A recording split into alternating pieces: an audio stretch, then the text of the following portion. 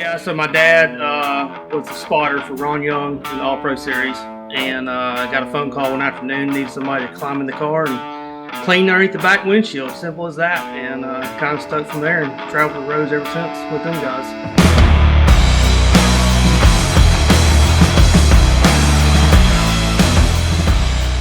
My name's Kyle Hood, and we're from a little town called Loganville, Georgia, about 20 minutes outside of Athens, Georgia. Started when I was in the 5th grade, so I would have been probably say 9 years old. Back then, of course, we traveled everywhere. All-Pro ran everywhere. And then we moved up with Ron to the Nationwide Series, which was Busch back then, and ran the Busch Series for a little while. And then made friends in that deal and traveled around with a lot of what I would call underfunded teams. And did pit stops, changed tires, general mechanic work, stuff like that. And then probably back around 2014, we started TH Motorsports, just kind of as wanted to stick around racing, kind of in the blood, can't get it out of our system, and just really just having a good time with it. And so, and we're getting ready now, starting kind of into last season, we're kind of taking it to the next level and going to get serious about it.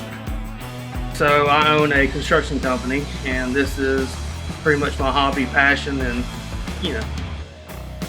And so explain to me why you didn't, or maybe you did, try and make racing your full-time job.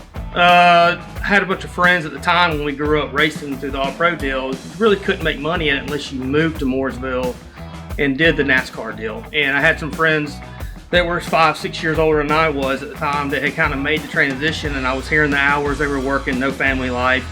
And quite a few of them today are still not married and have no family life. And so I just chose that I want to put my kids first and wanted a family. And so I kind of got to live both of the best worlds. I kind of get to race now, and I still get to be with my kids.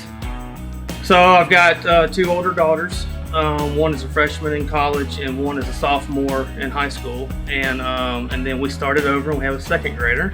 And so the girls love it. I like to be around it.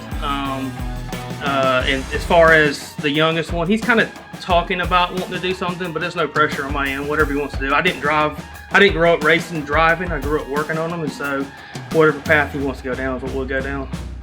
I think right now, I mean, there's 1,000 things. That's a loaded question. We can sit here and talk all day, and we can all play, quarterback, at home, but I think the tire shortage, I think it's kind of woken some people up, and what we're having to do now to be able to race and say, hey, this is all you're limited to on the weekends, I really feel like that needs to stay put, because that's a lot of our cost, and being able to buy as many tires as you want to, you just ruin the sport. You're just driving the cost up, and I think that could be a big change right out of the gate.